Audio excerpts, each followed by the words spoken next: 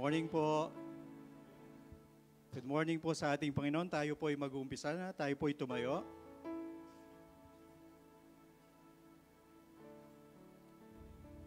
Sabi po sa Lamentations chapter 3 verse 22 to 23, sabi po dito, "The steadfast love of the Lord never ceases.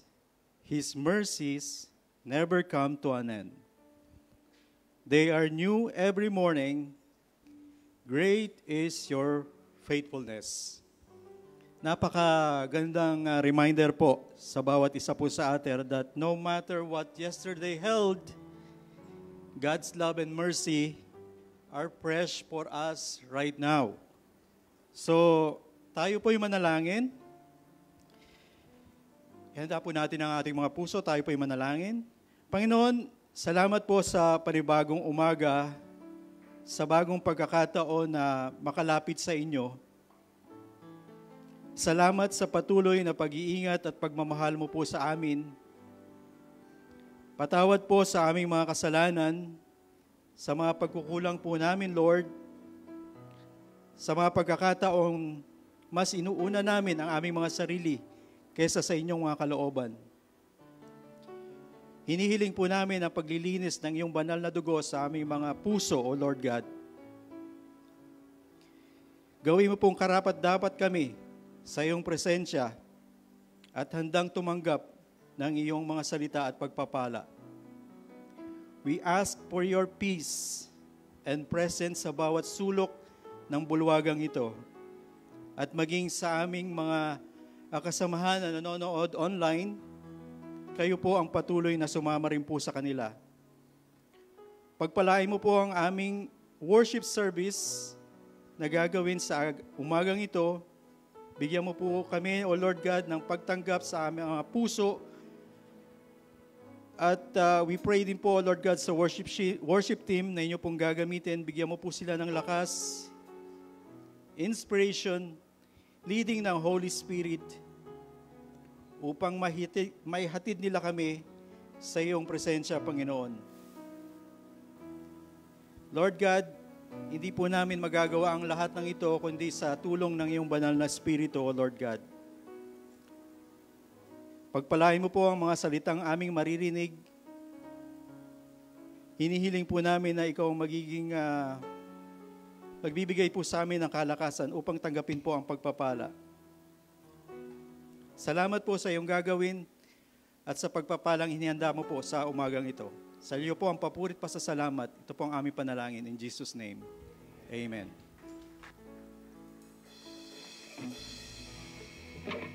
Amen. Puri ng Panginoon. Good morning po.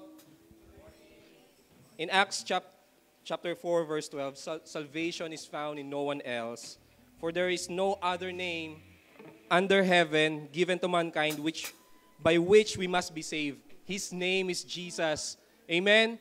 He is the only way, the truth, and the life. No one comes to the Father but through Him. Amen. So karapat-dapat siyang purihin sa oras na ito. So sabay-sabay po tayo umawit para sa ating Panginoon. Nag-iisang pangalan, He is Jesus. Amen.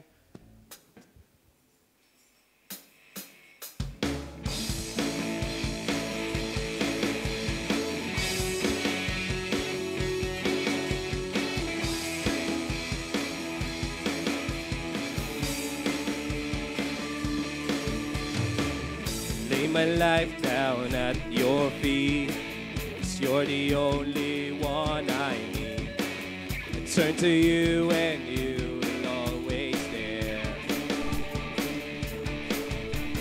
In troubled times it's you I seek.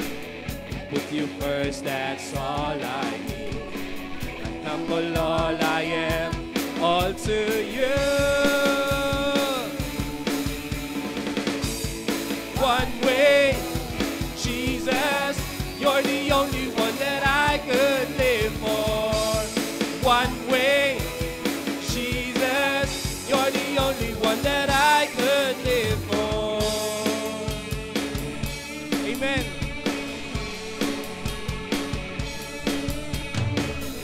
You were always, always there.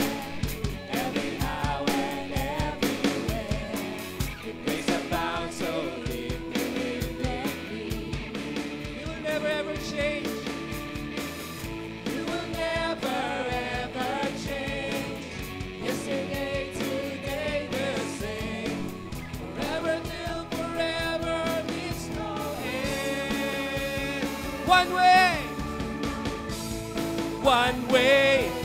Jesus, you're the only one that I could live for. One way. Jesus, you're the only one that I could live for. One way. One way. Jesus, you're the only one that I could live for. One way. Jesus, you're the only one that I could live for. You are the way, the truth, and the life. To live by faith and not by sight. For you, we'll live it all for you. You are the way. You are the way, the truth, and the life. To live by faith and not by sight. For you, we're living all for you. You are the way, the truth, and the life. To live by faith and not by sight. For you, we're living all for you. You are the way. You are the way, the truth, and the life. To live by faith and not by sight. For you, we're living all for you. One way, Jesus, you're the only one that I could live for. One way, Jesus, you're the only one that I could live for. One way, Jesus, you're the only one that I could live for. One way, Jesus, you're the only one that I could live for. Jesus, yes, Lord.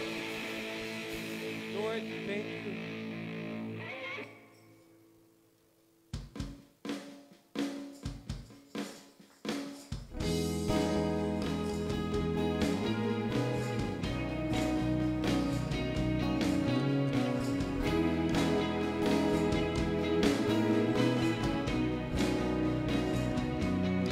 I wanna hear you say words to me, well done. I wanna hear you say, good and faithful servant. I wanna hear you say, I prepared a place for you. Let all the treasures of this world fade away. Jesus, you are my reward. To hear your voice on that day is all I'm living for. Jesus, you are my reward. To see your face on that day is all I'm living for.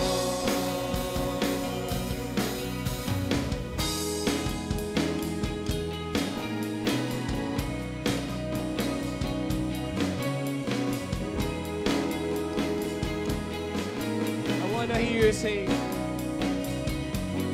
I wanna hear you say words to me, well done. Amen. I wanna hear you say, good and faithful servant. I wanna hear you say, I prepared a place for you. Lord, let all the treasures of this world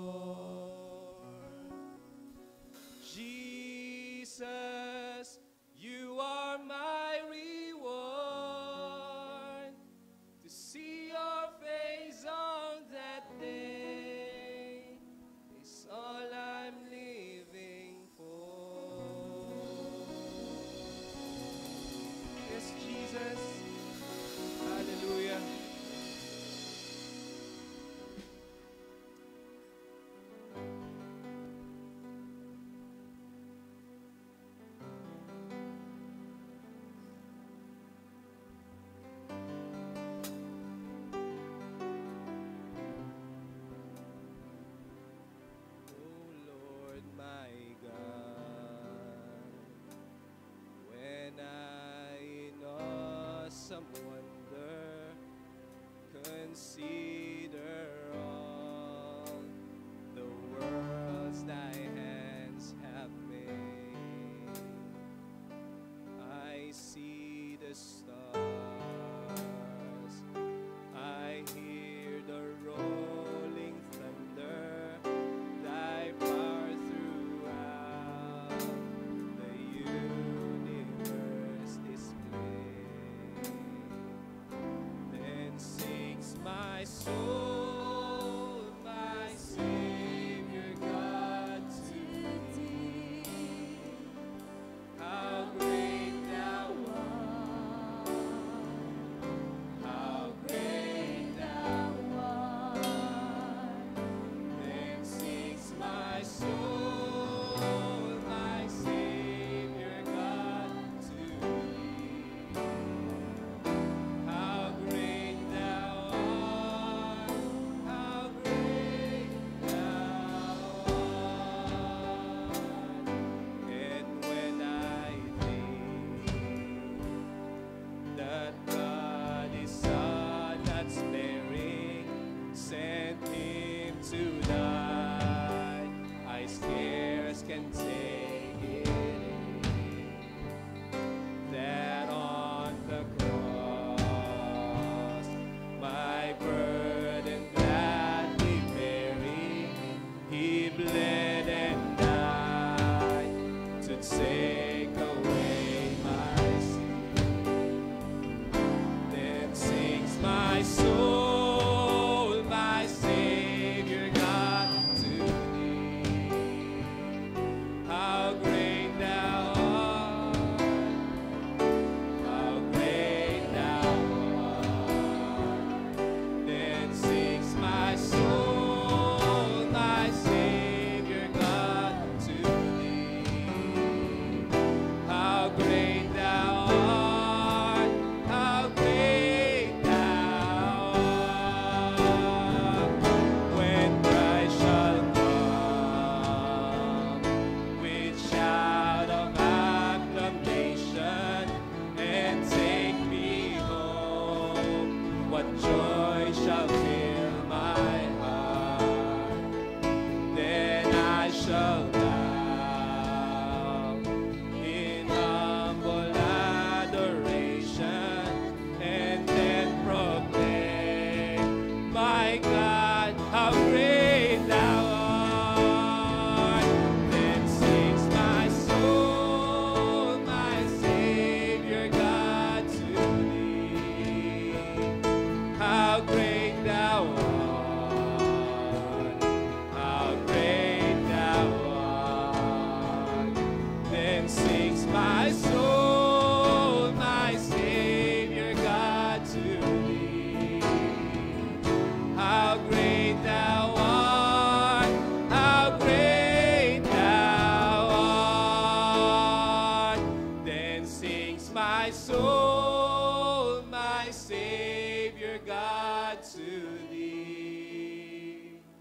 How great thou art, how great thou art. Then sings my soul, my Savior God to thee. How great thou art, how great thou art. How great thou art, how great thou art.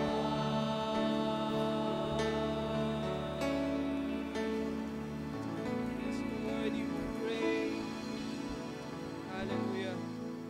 Yes, Jesus. Hallelujah, Lord. For the Lord Most High is awesome. He's a great King over all the earth.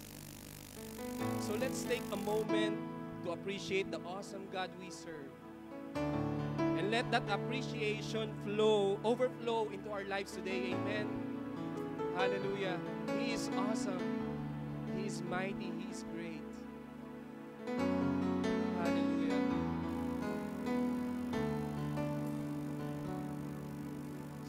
Our God is an awesome God. He reigns from heaven above with wisdom, power, and love. Our God is an awesome God.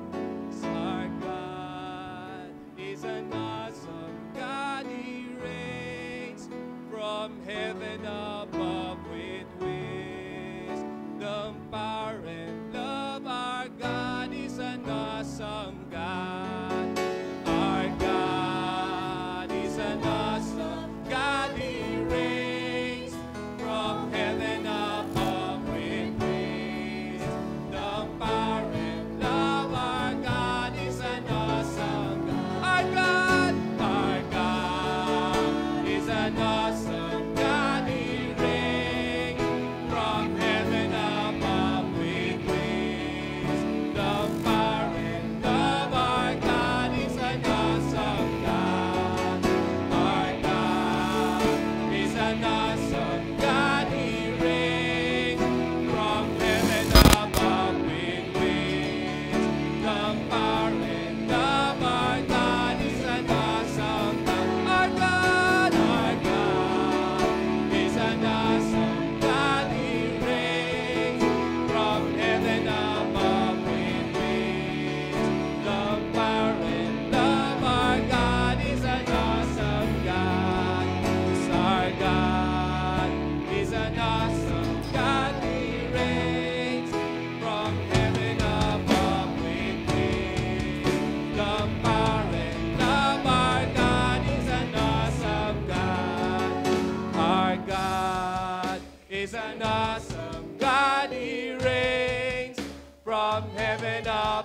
with wisdom, power, and love. Our God is an awesome God. Our God is an awesome God. He reigns from heaven above with wisdom, power, and love. Our God is an awesome God. Our God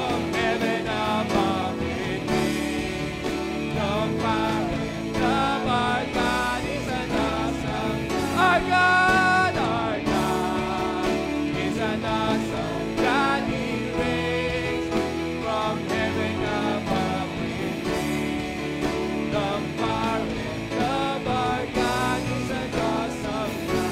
Yes, our God He reigns from heaven above with wisdom, power, and love. Our God is an awesome God. Our God is an awesome God. He reigns from heaven above with wisdom, power, and love. Our God is an awesome God. Our God is an awesome God. He reigns from heaven above with wisdom, power, and love. Our God is an awesome God. Our God is an awesome God. He reigns from heaven above with wisdom, power, and love. Our God is an awesome. Our God is an awesome God. He reigns from heaven above with wisdom, power, and love. Our God is an awesome God. Our God is an awesome God. He reigns from heaven above with wisdom, power, and love. Our God is an awesome God.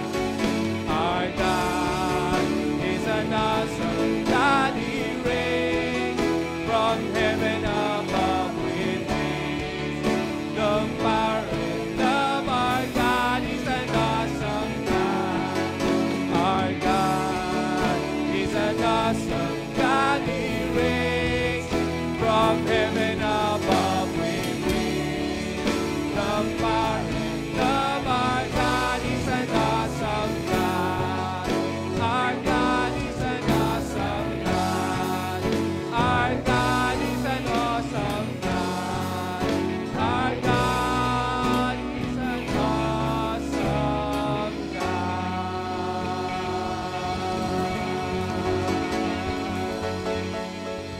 Yes, Lord, you are awesome. You are great. You reign, Lord. You reign.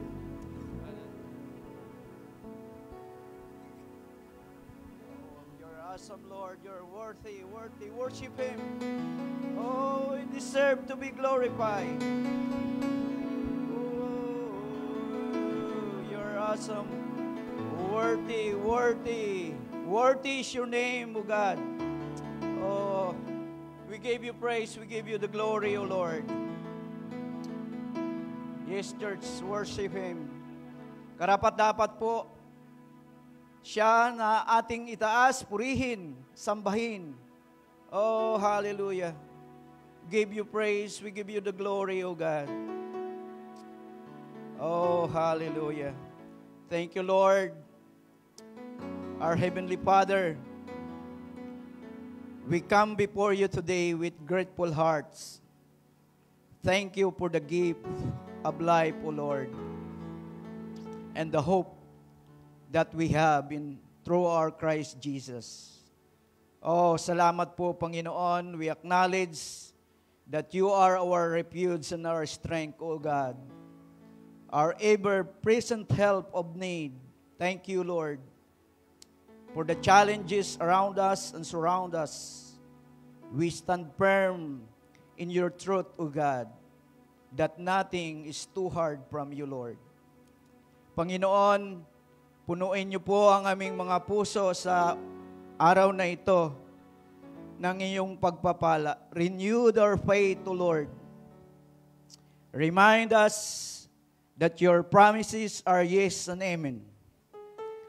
That your plan are for us, and it is good, O Lord. Plans to prosper us, and not to harm us. Plans to give us hope and a future. Lord, sa umagang ito, as your church, O God, we lift up our burdens, our dreams, and our needs before you, Lord. We believe that you already at work, O God, turning what the enemy meant to harm us into something for your good. Lord, sa umagang ito, patuloy po na itinataas po namin ang aming mga sarili, Panginoon, that you restore our joy, the joy of your salvation, our serving, Lord. Where there is sorrow, peace where there is anxiety, and strength when there is weakness. Salamat po, Panginoon, and we pray, O God, that our spirit stir us, O God, to keep us turning to the race that you set before us. And help us, Lord, to fix our eyes to our Jesus Christ, our Lord and Savior, the author and the finisher of our faith. That we may live, that will be a living testimony to your grace, so that others may see, O God, and glorify your name. Oh, we thank you, Lord. This morning, we declare, O God, patuloy po namin na inaangkin ang iyong mga promises. The best is not yet to come. We walk out at this place, Lord God, with courage and hope and confidence, knowing that you are faithful to complete the good work you started within us. Lord, this morning, we entrust to you everything, O God. Even our brethren, na sila po ay nasa karamdaman, we ask for your healing touch. Encourage them through your word, O Lord. In the mighty name of Jesus, we ask for your miracle healing power flow through them in Jesus' name. Oh, we thank you, Lord. This is our prayer in the mighty name of Jesus. Amen. Everybody say aloud, amen. Good morning.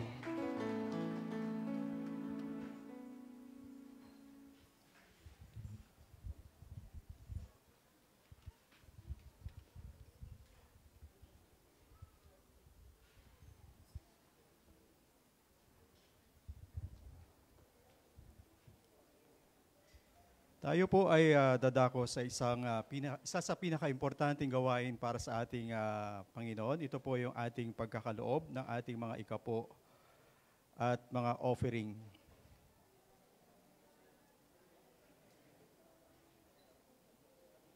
Hello? Hello? Medyo busy pa ata. Okay, mag-settle down tayo habang tayo po ay nakikinig sa basahin ko po sa 2 Corinthians chapter 9 verse 7. Sabi po dito, each of you should give what you have decided in your heart to give, not reluctantly or under compulsion, for God loves a cheerful giver. Ano po sabi dito? Mahal po ng Panginoon yung mga cheerful giver. Cheerful po ba ang bawat isa? Sige po, tayo po, inaanya ko na po yung ushering, yung ating pong mga basket. Sige po, habang tayo po ay nagkakaloob, ating pong ipanalangin. Ama naming nasa langit, salamat po sa lahat ng biyayang ibinigay mo po sa amin, ang aming mga trabaho, family at kalusugan. Ngayon, inaalay po namin sa inyo ang aming mga tithes and offering. At bilang pasasalamat at pagsunod sa inyong kalooban. Basbasan mo po ito, Lord, ang bawat handog na ibinigay mo po sa ng aming mga kapatid at ng bawat isa, gamitin mo po ito para sa iyong gawain upang maraming buhay ang maabot ng iyong pag-ibig at salita. Patnubayan mo po kami na maging tapat at masaya sa pagbibigay. Sa pangalan ni Jesus, kami nananalangin. Amen. Ngayon po, ihanda po natin ang ating mga puso at isipan sa pakikinig ng kanyang mabuting salita sa buhay po ng ating kapatid, si Sister Lala.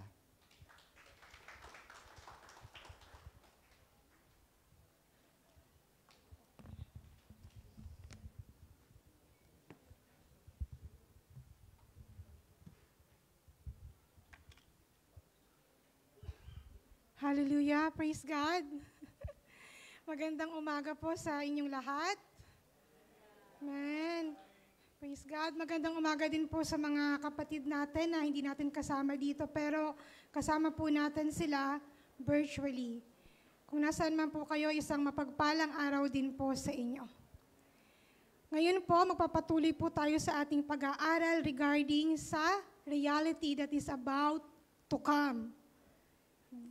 The end times and the judgment. Yan po yung team natin ngayong buwan ng Agosto. Isa po ito sa mga topic na madalas skeptic ang mga taong pakinggan kahit na po mga Kristiyano. Pero praise God, hindi po ang FLCC. Hindi po tayo takot na mapakinggan ang turo about sa end times and sa judgment. Hindi po tayo dapat matakot because only people who do not understand what is going to happen and people who are not certain of their salvation should fear this subject. Sabi nga po ni Pastora Cathy last week, di ba, we should not fear the book of Revelation. Natatandaan niyo po ba yon? O natatandaan niyo lang yung hugot ni Pastora Cathy? So, hindi po tayo matakot dapat sa Book of Revelation because sabi niya nga, kung sa isang pelikula, ito daw po yung spoiler. Dito natin makikita kung ano ba ang mangyayari sa hinaharap. Ano ba ang naghihintay sa tao at sa bawat isa sa atin. So ngayon, yan po ang ating gagawin. We will check the spoiler. We will see yung preview po ulit kung ano bang mangyayari sa beginning of end times and papaano po ito magko-conclude. So are you excited? Amen. Praise God. Ready na po kayo? So sa Christian eschatology po, the rapture is seen as the beginning of the end times. Kaya kung matatandaan niyo po, ang atin pong sermon series ay nag-start sa account ng rapture na tinuro po sa atin ng ating lead pastor, si Pastor Jopet. After that, pinag-aralan din po natin yung about sa tribulation. Ni Pastor Proy po ang nag-speak noon, and last week, si Pastora Cathy naman po, she explained to us about the second coming of Christ. And today, we will look into the account about the end of the end times. At ang tawag po dito is the final judgment of the dead or the judgment of the unsaved souls, also known as the Great White Throne Judgment. Sa iba po sigurong di pa nakakaalam, di ba parang ang gandang pakinggan? The Great White Throne. But do not be mistaken. The Great White Throne is not the throne that you want to be present, to be called upon to. And next week, as we conclude itong series natin itong August, titingnan naman po natin yung about sa account of the establishment of the new heavens and of the new earth. Ngayon, maybe as we go on, makikita nyo po na medyo seryoso ang ating pag-uusapan. You may find it sobering. Kung baga nga po, sa isang genre ng pelikula, this could be something na parang dark. Horrible kumbaga. Hindi ito romance. We speak a lot about of love, but today, we will see something, and this is truth. Ito pong pag-aaralan natin, hindi po ito fiction, kundi katotohanan ng mangyayari. But as our pastors repeatedly mentioned noong mga nakaraang linggo, we are not studying about the end times and the judgment just to frighten us, para i-flame yung fire natin, kundi po para ma-warningan tayo and to make ourselves ready. To always check, are we still rapturable? So by this time, sa tingin niyo po ba, rapturable pa rin kayo? Or are you okay lang sa inyo kung mag-enter kayo dun sa tribulation? Kung ready po kayo doon, I'm sure di kayo nakinig ng preaching ni Pastor Proy. So the title of our message today, The Great White Throne Judgment.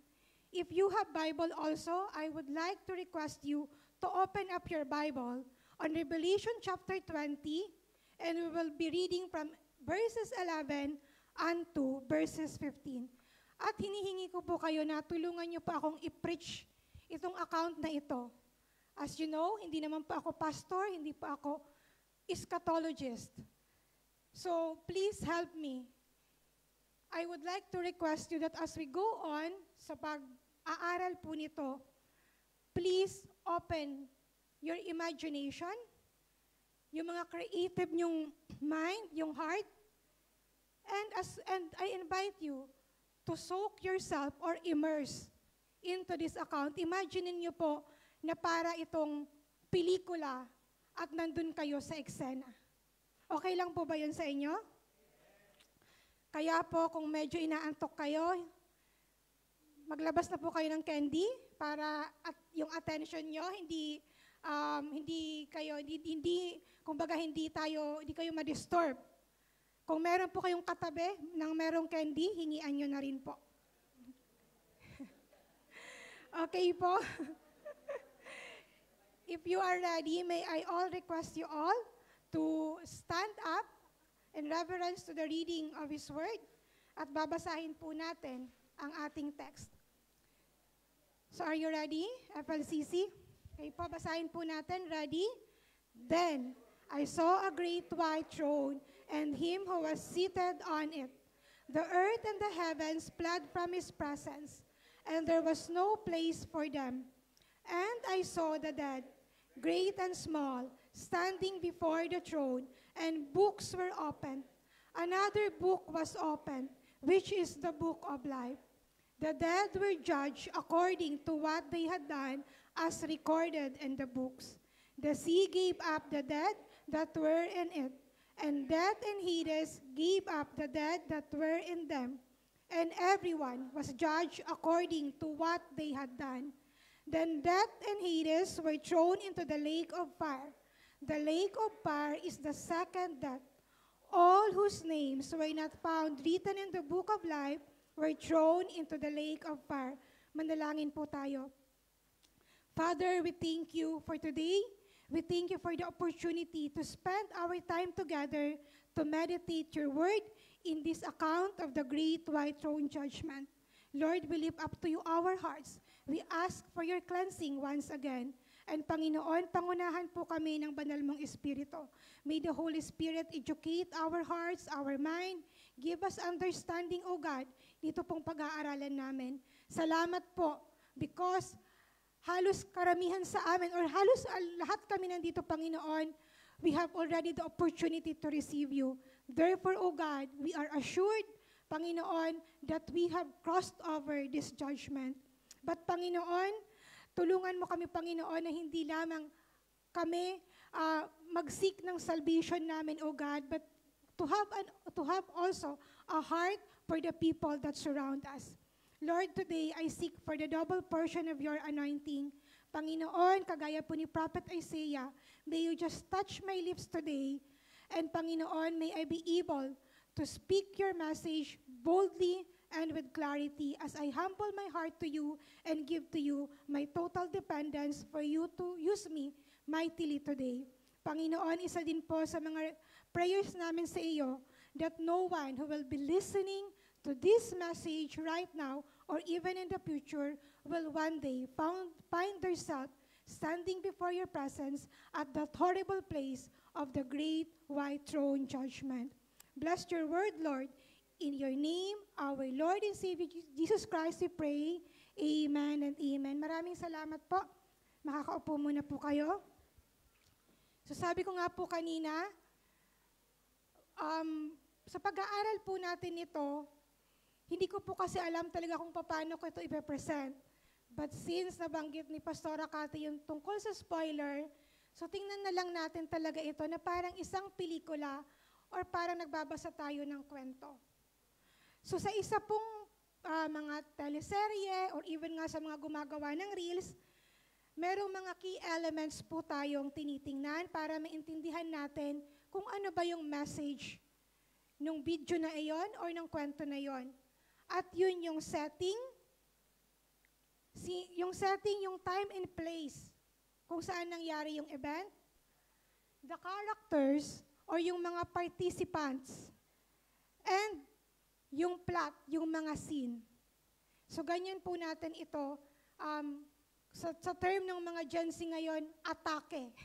Ganon yung atake natin para maintindihan natin. So una po, ano po ba ang Great White Throne? Sa Hebrews 9:27 po, pamilyar na pamilyar ito sa ating lahat.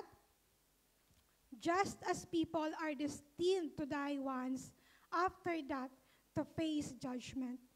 So any person na nabuhay dito sa mundong ito will certainly die. We all know that. Kahit umabot pa ng 110, 120, mamamatay po talaga ang isang tao, whether we like it or not. And after that, to face judgment, to give an account to His Creator. Marami pong dinidescribe na judgment sa Bibles. Even in the Old Testament, diba, nagkaroon ng judgment of the flood nung panahon ni Noah.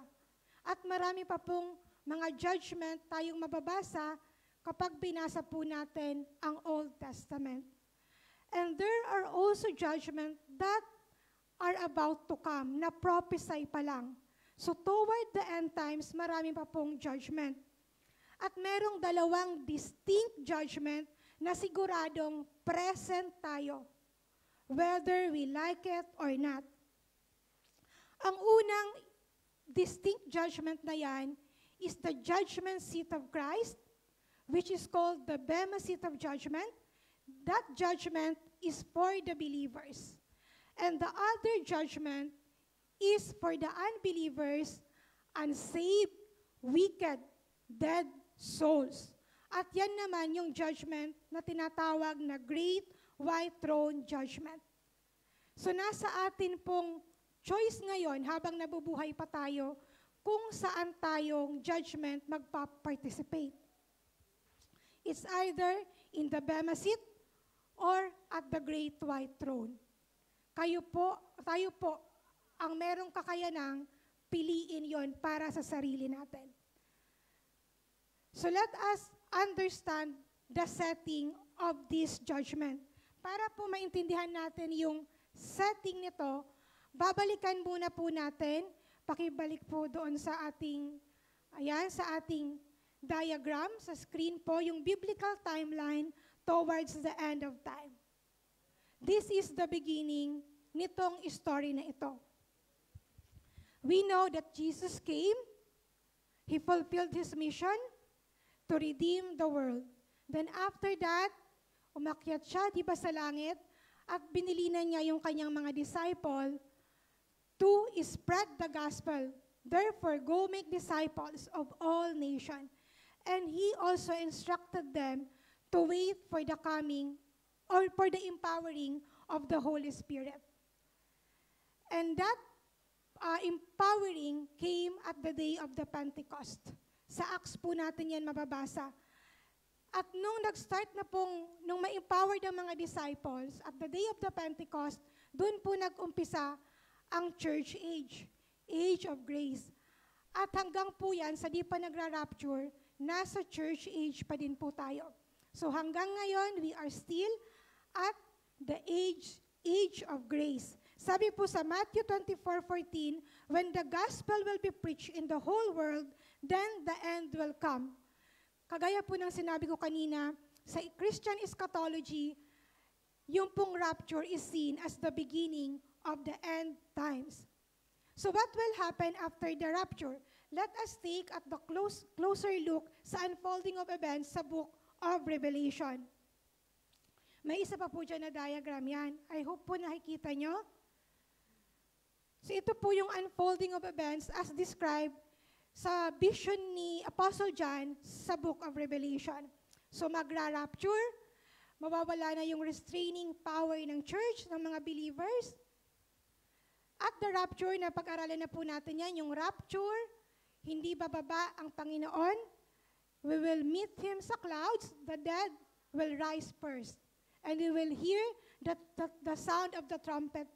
Sabi ni Pastor Jopet, ma-recognize natin yung trumpet na yon. Heaven will be in awe, while earth will be on the stress. So dito na meron na agad na judgment na magaganap. That is the judgment of the tribulation described sa opening ng 7 seals, sa sounding ng 7 trumpets, at sa outpouring ng 7 bowls. Balikan niyo po yung preaching ni Pastor Proy. Thank God na meron tayong media team na rin-record para po lalo nating maintindihan. Sabi doon, it will be a period of 7 years na yung 3.5 is mas mahirap. So if you are sure na gusto niyo pong ma-experience yung tribulation judgment, mag-isip-isip muna po kayo. Heaven will be in awe at magbukod po sa judgment seat of Christ that as they said, ito pong judgment na ito will be for the believers like an awarding ceremony kung papaano daw natatapos yung sa mga Olympic Games. So dito na yung crowning, mga medals nung napakansipag na alas 12, alauna na hindi pa natutulog, nagbe-virtual Bible study pa din. For sure, they will be receiving their medals. Sa heaven din, magkakaroon po ng wedding ceremony. Ito yung sinasabi ni Pastor Akat sa atin na dapat pinaghahandaan natin na greatest event. Make sure that we have a place on this ceremony. Then after the 7 years of tribulation, Jesus Christ will come back as the glorious King. Bago din po pala, bago din itong Great White Throne, magkakaroon din po ng judgment. Isa pong judgment, yung sinasabing separation of the sheep and the goats as described or told by Jesus in Matthew 25. That is called the judgment of the nation. Then, when Christ, kapag bumalik po ang Panginoon, sa kanyang second coming, Satan will be bound. and the church na doon po sa church age, the raptured church, yung mga namatay ng may Kristo sa puso nila, they will be with Jesus when He return and will be reigning with Him for 1,000 years. After the period of 1,000 years, Satan, who was put in prison, will be released for a period of time. He will be deceiving again nation and gather them for a battle. But a fire will come down and will devour them. That is also called the Battle of Armageddon. And after that, sa Revelation 20, 10 to 11, ito na po yung beginning ito na po yung end of end times. The devil who deceived them was thrown into the lake of burning sulfur. Then I saw a great white throne. So therefore, the time of the great white throne will be after the reign of Christ for 1,000 years, and after the devil or Satan will be thrown first into the lake of fire. So yan po yung time. I hope po na intindihan nyo. So introduction ko pa lang po yun. Hindi ba? So praise God.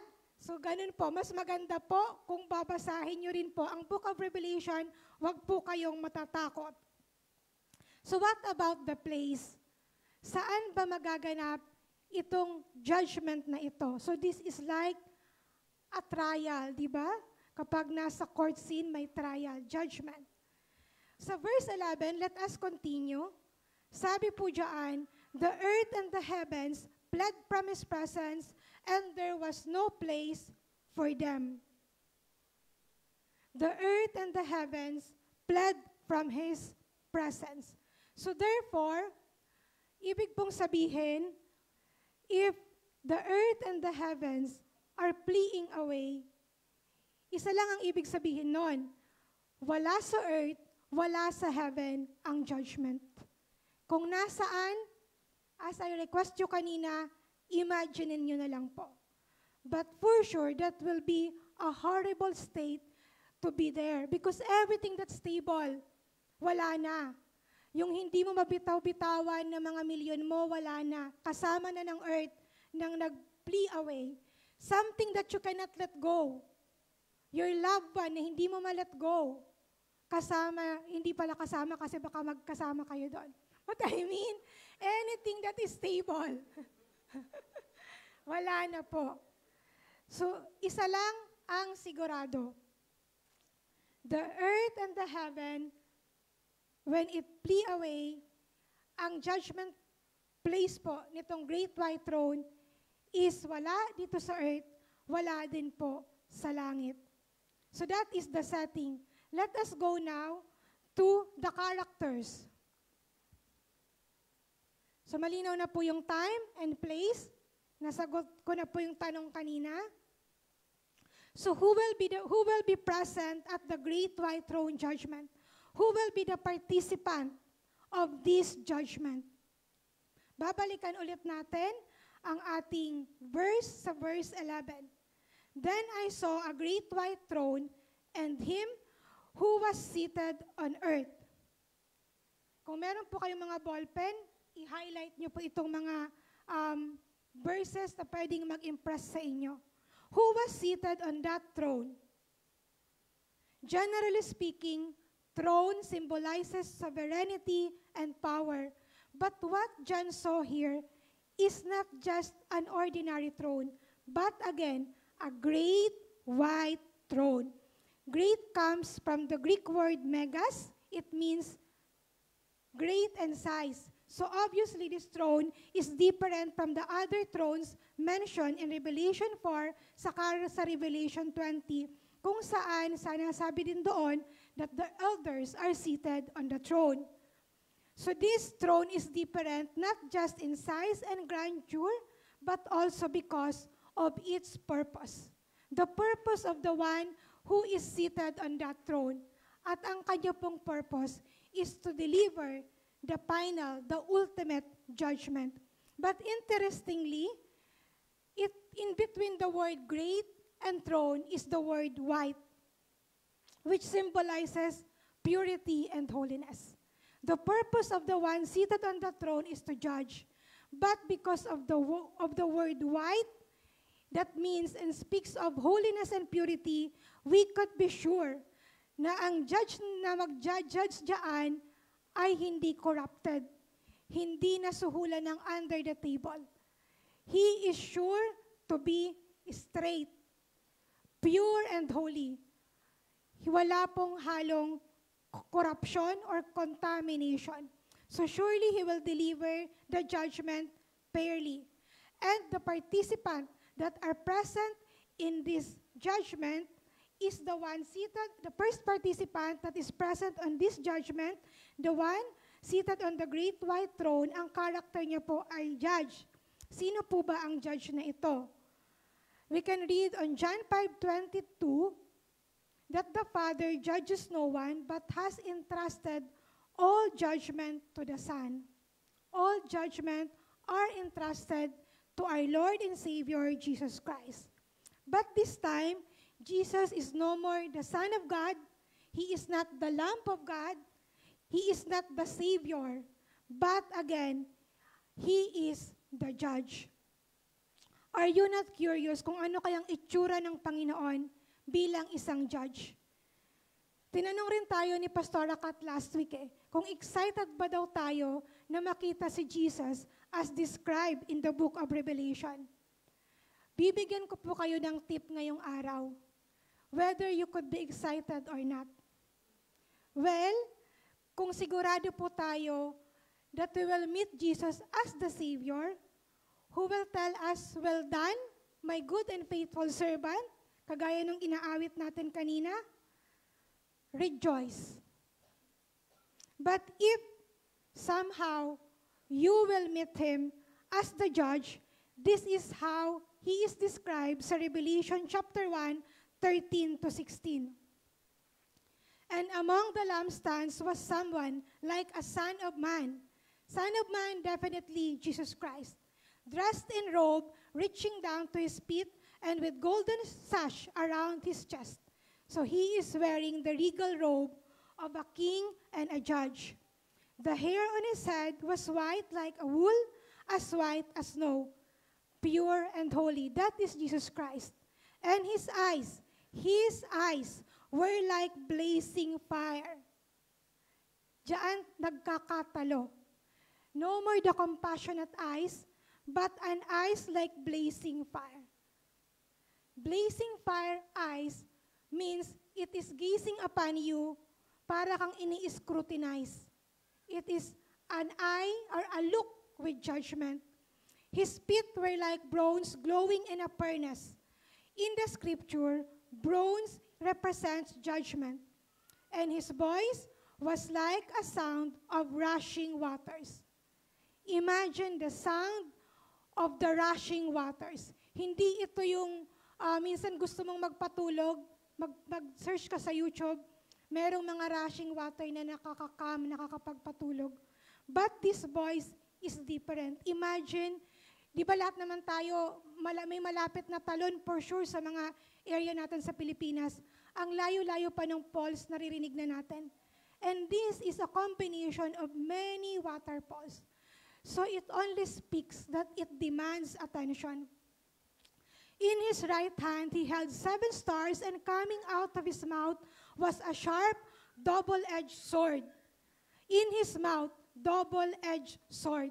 Di ba, lahat tayo would agree that ang isa sa pinakamasakit na mararanasan natin is ang masakit na salita. I could just imagine when I was reflecting this, paano kaya yung double-edged sword from his mouth?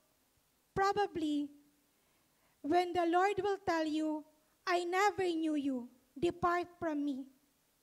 What if, pakiramdam mo naglingkod ka sa Panginoon, pero on that day, you will hear Him say, "Depart from me, I never knew you." Di po ba kayo masasaktan nun? His face was like sun shining in all its brilliance. So that is the first character, Jesus Christ, not a Savior anymore because the age of grace is over. Time's up na po. But He is a judge with eyes like a blazing fire. And definitely kung merong judge, merong i-judge. So ang pangalawang character na ma-recognize natin dito is this group of people called as dead. The dead that are referred here are the spiritually dead. Romans 6:23, for the wages of sin is death. So those who have died in their sins, those who did not accept Jesus as Savior and Lord, regardless of their standing, sabi dyan, great and small, regarding of their standing, if namatay sila, apart from the saving knowledge of God, they will be among this group of people referred to as dead and will stand at the great white throne. Pagbulay-bulayan po natin yan, great or small. So whether you feel like ang galing-galing mo, you are great. Ang talented mo. Ang yaman-yaman mo, you are the CEO, you have a lot of businesses, famous ka, you are rubbing your elbows with the famous. Or you feel small, mahirap ka lang. So either nakatira ka sa mansyon or nakatira ka sa ilalim ng tulay sa kariton, wala pong bearing yon. Because God is no respecter of person. For the wages of sin is death. I hope nagsising po sa atin that yung thought nito, hindi na maililigtas ng kahit sino ang kanyang sarili, regardless of nabili niya, pakiramdam niya, yung planet Mars or yung planet Venus. Or feeling niya kawawa siya, na dapat hindi siya narito kasi kawawa naman siya, nabuhay na nga siya, na walang-wala. God is no respecter of person. In this judgment, all are fair. Pero salamat sa Panginoon, I'm sure that majority of here have accepted Jesus Christ. We will not be a participant in this judgment. This judgment is not for the believers. Ano yung assurance natin? Una, kung maalala natin dun sa biblical timeline na pinakita ko, nag-rapture, so definitely, makakasama tayo doon. And yung mga Christian or believers at the age of grace, kasama siya ng Panginoon who will reign for 1,000 years. So definitely, hindi kasama. But with all ang makakasama, ang ma-exemplin lang dito are those Christians or believers na kaya nilang lampasan ang judgment of the tribulation. But do you think, as described dun sa opening pa lang ng 7 seals, kaya mong lampasan yung judgment ng tribulation? Kung ngayon pa nga lang, di ba, konting kirot, nasasaktan na tayo. So believers are exempted on this judgment. What is our assurance? Because sabi sa John 5:24, very truly I tell you, whoever hears my word and believes him who sent me has eternal life and will not judge, but has crossed over from death to life. Yung judgment ng Great White Throne is the judgment na sinasabi po dito sa assurance ng John 5:24 that we have crossed over. We will face judgment, every one of us. Pero if we are a believer, yung judgment kung saan tayo magiging present is the judgment at the judgment seat of Christ. Yung Bema seat judgment, kung saan we will be rewarded. We will hear Him saying, well done, my good and my faithful servant. And we will be crowned with crowns, with medals. I believe, depende din po yun sa kung anong kinontribute natin sa Kanyang kingdom. So that's the characters. Naset na natin yung time and place. And the characters, dalawa lang, Jesus as judge, and the unsaved soul as the dead. So tingnan natin yung scene, the plot of this story. What will happen at the great white throne judgment? Unang makikita natin dito sa scene na to is the emphasis of the earth and heaven fleeing from His presence. There is a great white throne, merong nakaupo to deliver. Ang kanyang purpose is to give the final judgment. And the earth and the heavens are fleeing from His presence. Imagine it again, the earth and the heaven fleeing from the presence of the Lord Jesus Christ as the judge. What a powerful God, right? This speaks of His overwhelming presence, that His creation, even the earth and the heavens in all its glory, cannot stand the glory of the Lord Jesus. Kaya po sila nagpipli. So what if you are there? Kaya mo bang imagine yung sarili mo doon? Gusto mo rin na mag-flee, pero hindi. You are there. You are summoned to be there. No place for them.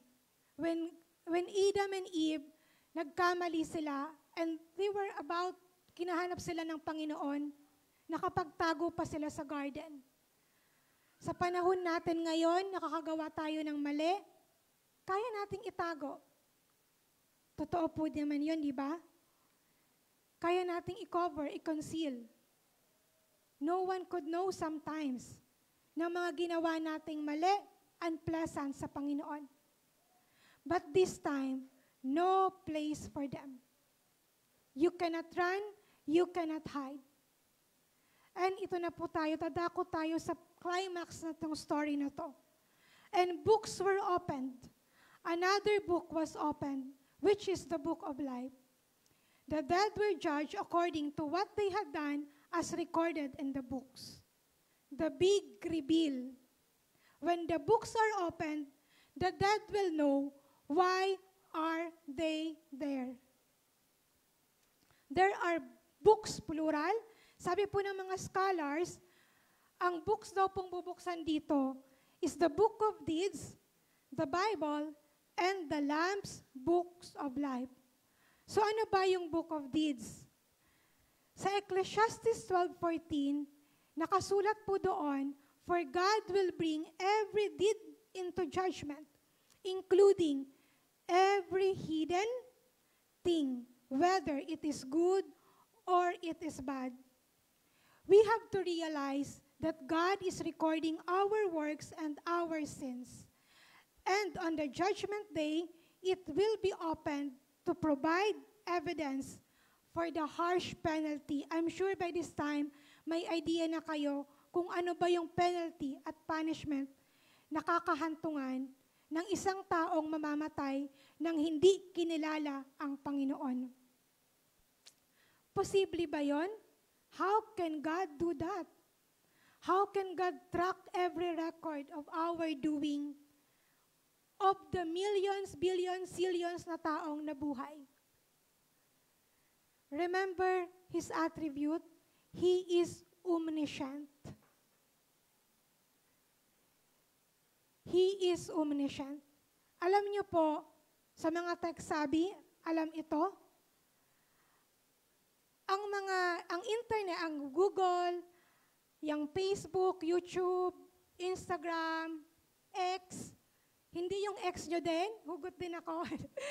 Yung X na social media platforms, Instagram, lahat po ng maalala nyo na social media platform na nasa World Wide Web. Meron po silang kakayanang i-track lahat ng activities na ginagawa natin. Kung ano yung sinearch mo, ano yung pinanood mo, ilang oras, ano yung linike mo, ano yung in-upload mo, even kung saan ka nagpunta, dala-dala yung gadget, yung mobile, or your computer mo. Lahat po yan kaya nilang i-record. Kahit na kung nag-comment ka, nakipag-debate ka, at dinilit mo na, recorded po yan. Meron silang parang manusya storage ng lahat ng ginagawa nung may-ari ng isang gadget. Everything that you have typed, it is all recorded. So imagine, kayang gawin yon ng tao. Ang tao na ginawa lamang ng Panginoon. So if man can do that, definitely, the Creator has much more ability to keep the details of our life. Heaven's database is much superior. Si Google walang kakayanan na i-track ang nasa isip natin. Hindi nila alam kung anong iniisip nyo ngayon. Kung iniisip nyo ba, ang dami namang sinasabi ni Sister Lala. But God knows that. Naka-record po lahat yan. So that is the book of deeds. Isa sa mga bubuksan at that day of judgment. Every decision, every indecision, action, and inaction, it is all recorded. So, kumbinsido ba kayo na kayang gawin yon ng Panginoon? Amen, pero ang hina. Number 2 na book na bubuksan is the Bible. John 12:48. There is a judge for those who reject me and do not accept my words. The very words I have spoken will condemn them at the last day. The book or the Bible is the standard why one is saved and the other one is to face this kind of judgment. Okay, merong book of deeds. At ang sabi ko nga kanina, it has recorded every word, every inaction, every thought. Pero nakasulat din, di ba, that all have sinned and fall short of the glory of God. So, paano ba yun? Contradicting ba yun? Sa tingin niyo po, contradicting po ba yun? Bakit lahat naman nagkasala, pero yung isa nandun sa Bema Seat of Judgment, yung isa narito sa Great White Throne Judgment? It is because of the Bible. Because kung papaano natin tinanggap ito sa mga buhay natin. The Bible, remember, is God-breathed, useful for rebuking and correcting in righteousness. If a person will allow himself or herself to be corrected by the Bible, accept His words, and come into repentance, para na po niyang binigyan ang sarili niya ng kakayanan na i-delete, i-erase lahat ng mga ginawa niyang activities na alam niyang hindi kanais-nais, unpleasant sa Panginoon. The Bible is para siyang magiging tool natin to erase if we will allow it to convict us, and not just to convict us, but to come into repentance. We have sinned, but the plan of God, the purpose of the Bible, if you will remember, is for every man to know that God loves them and not to harm them, kagaya ng pinanalangin kanina ni Reverend Rodel sa Jeremiah. The plan of the Lord is not to harm us, not for us to be thrown into the lake of fire, kundi makasama tayo sa wedding ceremony at the hupa. Yes, for the lost who did not accept the word of God, the very word He have spoken will condemn them. Malinaw po ba? At ang pangatlong aklat na bubuksan at this judgment is the book of life. Jump muna tayo sa verse 15. Revelation 20:15, all whose names were not found written in the book of life were thrown into the lake of fire. Imagine, lake of fire. Dito pa nga lang, pag nag-50 degrees Celsius, hindi na tayo mapakali.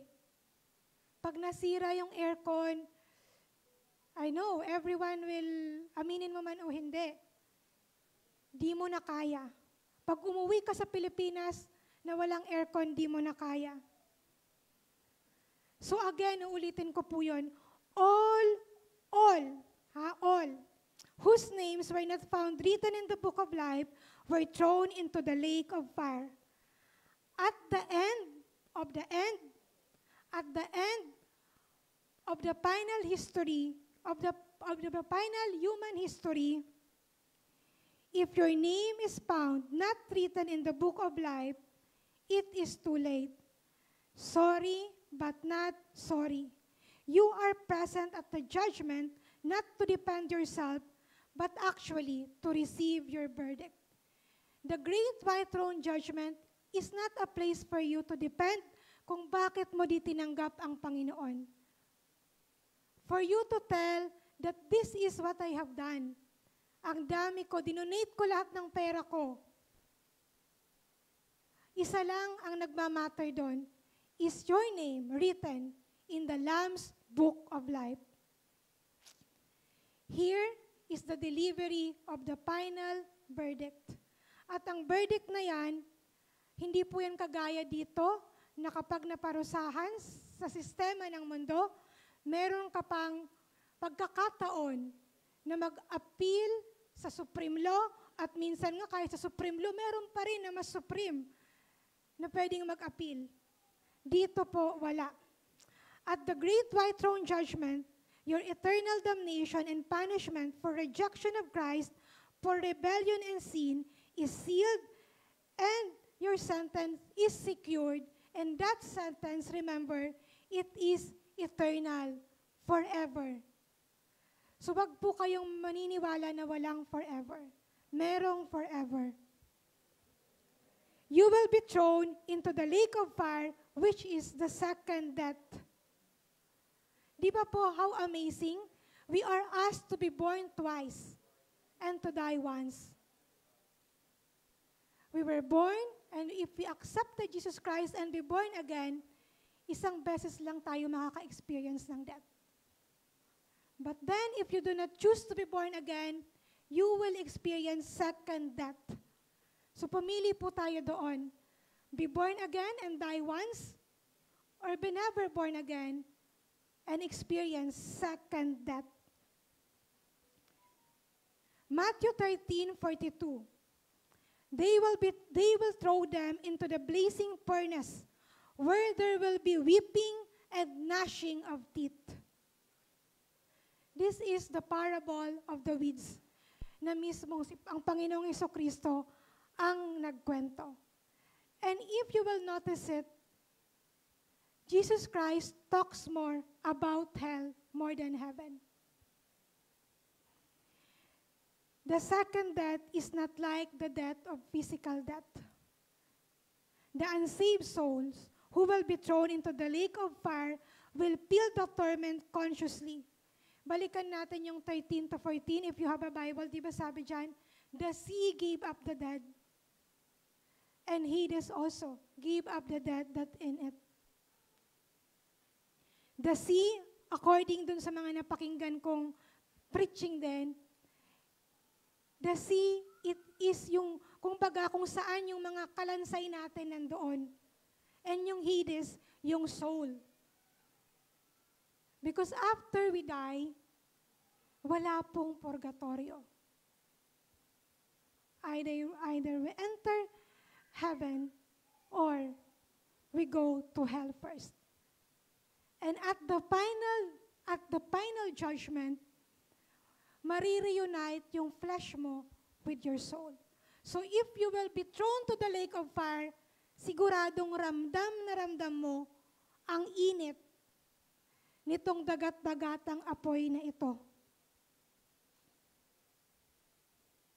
Nakakatakot po ba? Yes. Yes.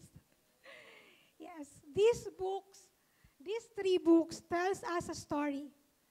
The book of deeds, lay down. This is your life. The Bible tells us, here is my plan. Ano po sa next slide. This is your life sa book of deeds. The Bible, here is my plan. and the book of life, you didn't do anything about it. The consequence of rejecting Jesus, remember, its consequence is eternal damnation. And at the great white throne judgment, there is no mercy. Jesus is not the Lamb of God anymore. He is not the Savior anymore, but He is the judge with eyes like the blazing fire. Alam ko, majority sa atin dito,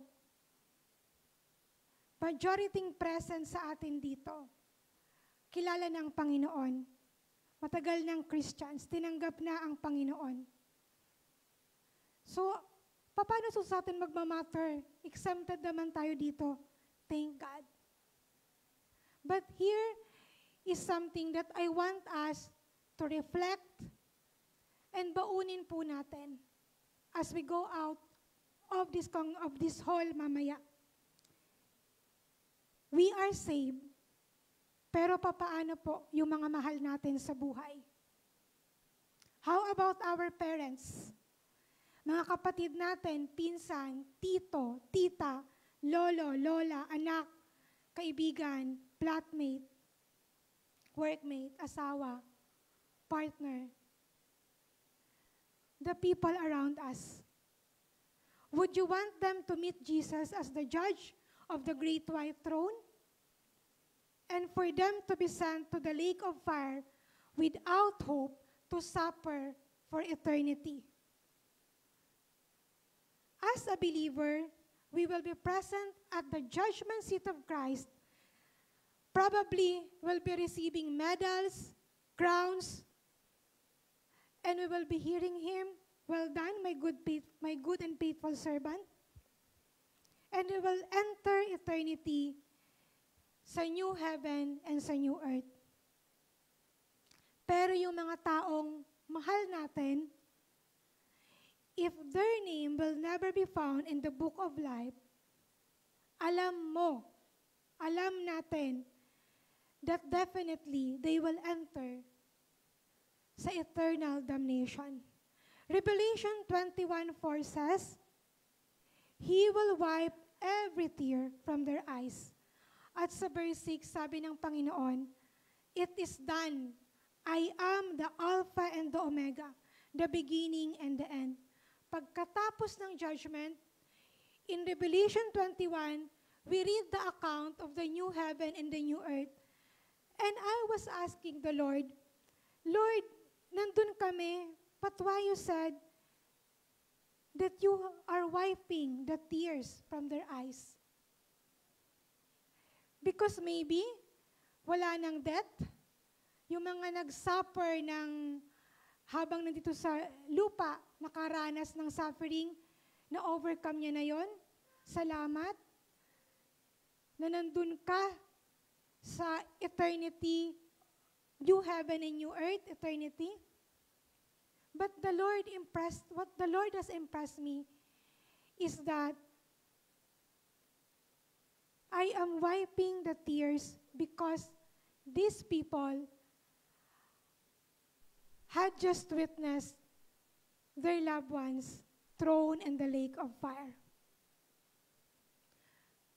We will be witnessing yung pagtapon sa kanila sa dagat-dagatang apoy.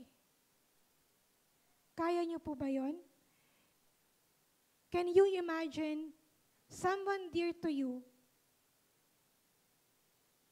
being thrown at the lake of fire? Kaya mo bang i-enjoy yung crowns mo? Kaya ba natin yon? Kaya mo bang i-enjoy yung medal na na-receive mo? But the very dear to you is also in the other side of eternity. And that is again, lake of fire. Yung application po, iiwanan ko po yan sa inyo. What are you doing for your loved ones to escape the great white throne judgment and the torment of the lake of your fire? Have you ever tried to witness to them? To tell them that God loves them The end is near, but thank God, nasa age of grace pa din tayo. For anyone who would like to escape this white throne judgment, this time, nasa final countdown pa lang tayo. It is not yet late. Heaven is still calling. And may time pa para i-request ang langit na pakibura yung mga nagawa kong pagkakamali para hindi magamit na ebidensya for me to receive the harsh punishment ng aking kasalanan ng pag-reject sa Panginoong Jesus. Ilagay niyo po yung mga kamay niyo sa dibdib niyo. Napipil niyo pa po ba yung breathing ng puso niyo? As long as someone, you and your loved ones, are still breathing, may panahon pa po to escape this judgment. Remember the criminal who was hung with Jesus at the cross. He was assured to enter heaven even at his last breath. That is a criminal. And at the great white throne judgment, the great who did not accept Jesus, even he have done many good works, he will be there. No one is so bad that he cannot receive grace, that he do not need salvation. Or no one is so bad na wala siyang karapatang tanggapin ang grace of salvation. And no one also is so good na hindi niya kailangan ng grace ng Panginoon at ng salvation. Romans 6:23 says, "For the wages of sin is death, but the gift of God is eternal life in Christ Jesus." John 3:16, "For God so loved the world that he gave his one and only Son, that whoever believes in him shall not perish but have eternal life." At the end of the end times, at the end of the history of the world and of human, there are two eternities that awaits us, that await every one of us. Merong dalawang ending sa story natin that will be a start of a new beginning, and both of that is for eternity. Hell and the lake of fire is not supposed to be our destiny. Hindi po doon ang ending natin. Remember, Satan was thrown there first. Hell was made for Satan and his minions. Ang plano sa atin ng Panginoon is to spend with Him sa new heaven and sa new earth.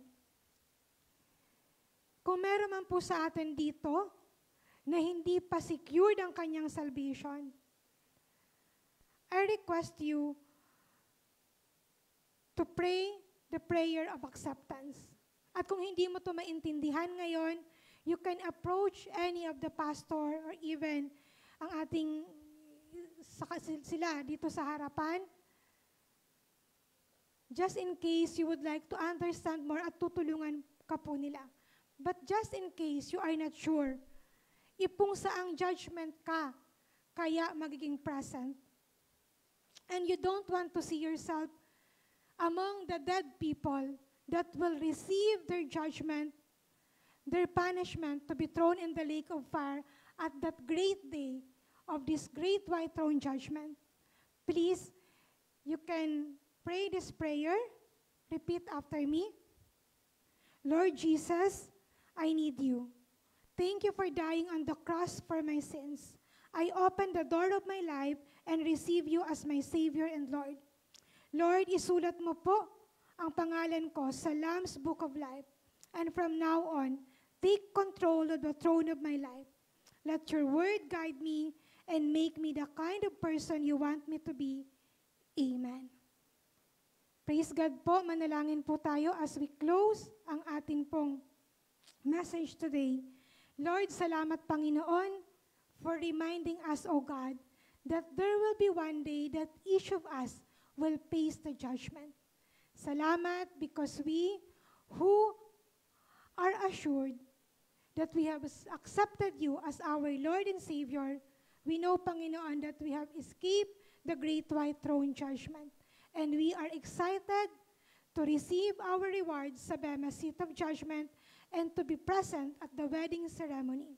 Panginoon, again, our prayer today is that may you give us boldness to reach out for our loved ones and to reach out for the dead souls around us. Thank you, Panginoon. May you guide us, guard us, and help us, O God, na spread po ang mission namin to fulfill our mission to spread the gospel throughout the ends of the earth. Sa iyo po ang papuri at pagsamba sa pangalan ng Panginoong Hesus. Amen and amen. God bless po.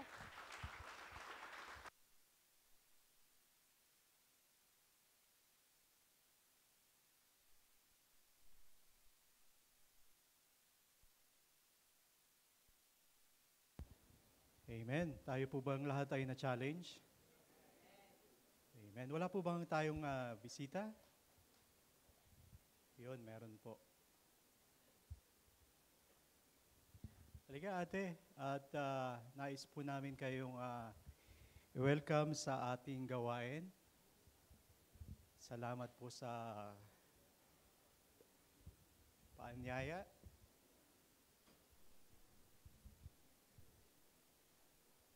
Hello po. Ito po ang, dito po kayo ate. Ito po yung FLCC, Filipino Language Christian Congregation. Nakikita mo po yung mga names dyan. Name ni Jesus sa mga banners. Siya lamang po ang aming itinataas dito sa aming kalagitnaan. Ngayon po, nais po namin malaman yung pangalan, saan po kayo dito sa Kuwait, ano po ang inyong trabaho, at higit sa Pilipinas na rin po. Hello sa lahat. Ako si Shara. Magdi 3 years na ako dito sa Kuwait and ang trabaho ko po ay sa bahay lang. At sa Pilipinas, taga Davao po ako. Maraming salamat sa pag-welcome po sa akin dito. Atin pong ipanalangin si Shara. Lord God, salamat po Panginoon sa araw na ito. Salamat po sa paanyaya at idinako mo po ang aming kapatid, O Lord God, sa ganitong gawain. At alam po namin, ang aming pong napakinggan na salita ay magiging buhay, Panginoon, sa kanyang puso. At maging sa bawat isa na rin po. At ito po ay magagamit niya sa paglabas ng bulwagang ito, Panginoon. We pray, O Lord God, sa kanyang company na pinapasukan, na patuloy pong pagpalain, at yung kanyang mga gawa ng kamay. O Lord God, maging sa kanyang family, wherever they are, patuloy mo rin pong iabot ang kanilang mga pangailangan. Salamat po muli sa inyo po ang papulit pasasalamat. Ito pong ang panalangin. In Jesus' name, amen. Tara po, tayo pong batiin natin si Sister.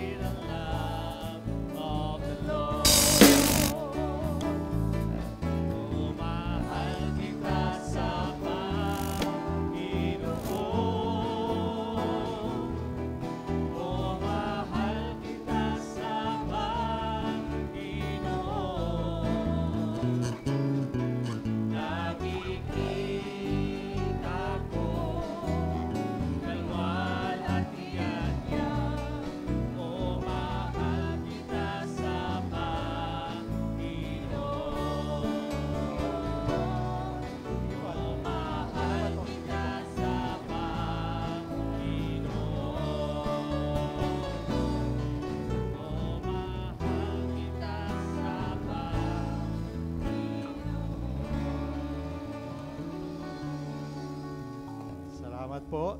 Ito po yung makakaupo po muna. At sa atin pong announcement,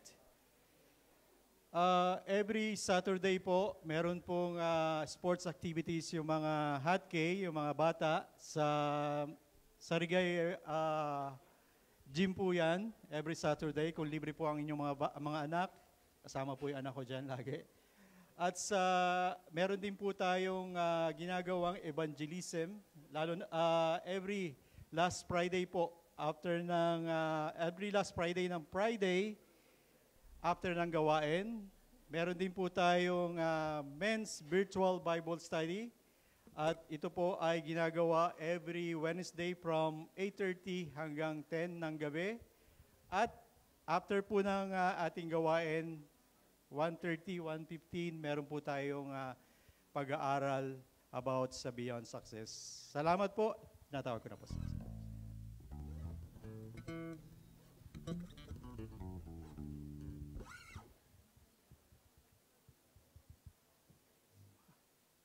Thank you, Lala. Ang ganda ng mensahe, di po ba? As I was listening, baka marami sa inyo nag-isip about the Book of Deeds na yung judgment po natin doon. Tandaan po natin, ang a-appear po sa Great White Throne Judgment ay mga unbelievers. If you believe now, wala po tayo doon. Na-rapture na po tayo eh. So don't think about yung judgment, kung nandun ka sa Great White Throne. Because when you accepted Christ as Lord and Savior, your sins have been covered by the blood of the Lamb. Sabi ng Panginoon, as far as the east is from the west, itinanggal ko na yan sa inyo eh. So ang bubuksan po doon ng record of deeds, yung mga unbelievers. So make sure that you will be during the rapture, you will be with the Lord. Kasi po sa Battle of Armageddon, it's either you're on the Lord's side or on the other side. Sa millennial reign, yung Battle of Armageddon, nakakasama po natin ng Panginoon. Amen? So ito po yung para sa mga loved ones po natin, mga kaibigan na wala pa rin pagkakilala. Let them know that there's a great white throne judgment. In my workplace, meron kaming machine po doon na talagang parang racetrack po siya. And if you would stretch that, it could be from end to end ng itong building natin. It was done by GLP for Abbott. Different sections po yun ng machines, but there's one place there na nakalagay, no human intervention. Kasi may mga beliefs that even if you die, yung panalangin po ng mga buhay pa ay pwede pong maligtas pa yung mga na namatay na. Hebrews 9:27, just as man is destined to die once, and after that, to face judgment. So there's no more human intervention na pwedeng mangyari. So double time po tayo. Let's share the word to our loved ones. Gusto po natin silang makasama sa rapture. Amen? Let's stand for the closing prayer and benediction.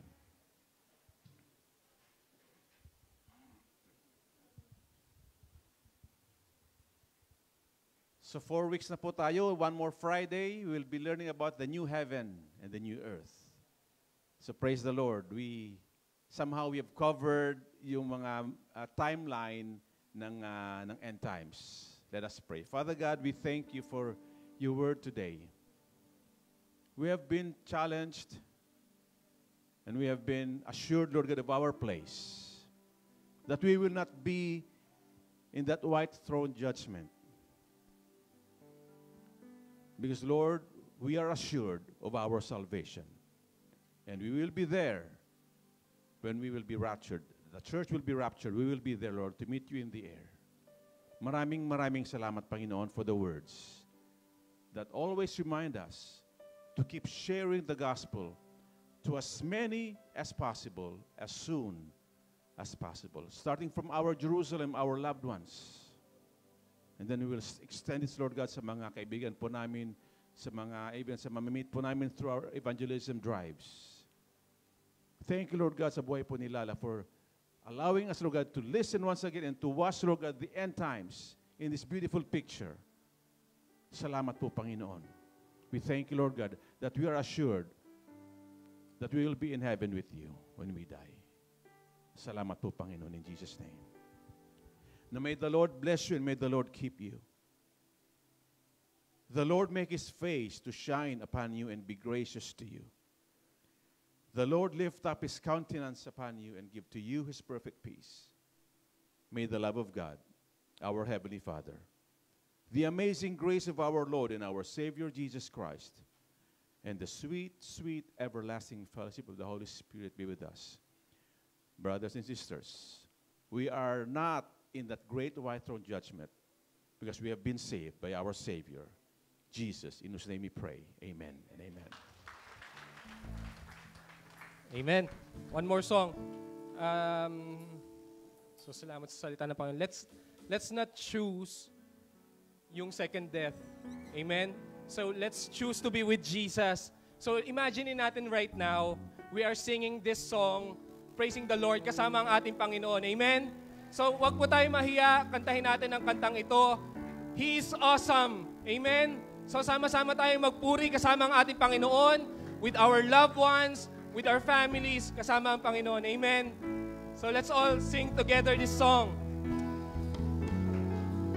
Our God is an awesome God. He reigns from heaven above with wisdom, power, and love. Our God is an awesome God. Our God is an awesome God. He reigns from heaven above with wisdom, power, and love. Our God is an awesome. Our God is an awesome God. He reigns from heaven above with wisdom, power, and love. Our God is an awesome. Once again, our God is an awesome God. He reigns from heaven above with wisdom, power, and love. Our God is an awesome God. Once again, our God is an awesome God. He reigns. Come on.